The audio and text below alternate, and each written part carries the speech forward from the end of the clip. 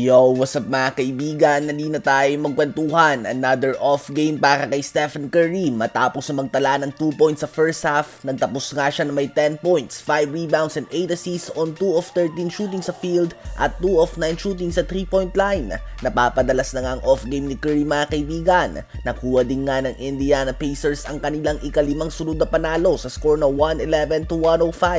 Balance scoring nga ang pinakita ng Pacers, habang ang Warriors ay 3 wins and 10 losses na ang record sa kanilang last 13 games. Tambak naman ang inabot ng Phoenix Suns Denver Nuggets sa score na 117-90. 32 points and 7 assists si Nikola Jokic sa loob lamang ng 30 minutes of playing time.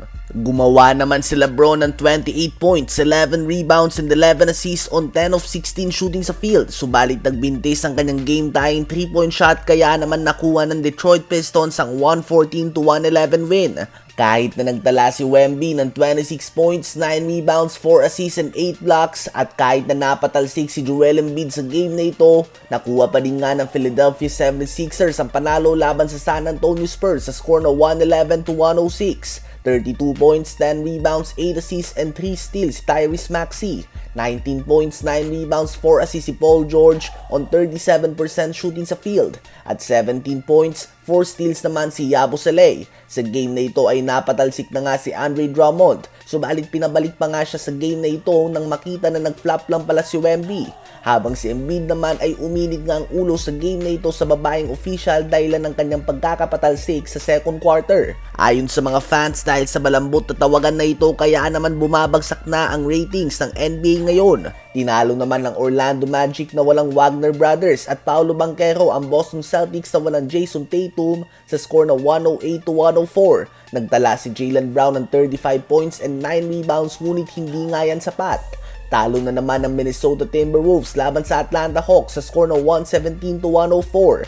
29 points, 7 assists si Trae Young, 19 points si DeAndre Hunter, 17 points, 11 rebounds, 7 assists si Jalen Johnson, at agaw pansin si Garrison Matthews na nagtala ng 25 points in 25 minutes on 7 of 8 shooting sa 3-point line. No Giannis and Dame, no problem naman ng Milwaukee Bucks. Nakuha nga nilang panalo laban sa Chicago Bulls sa score na 112-91.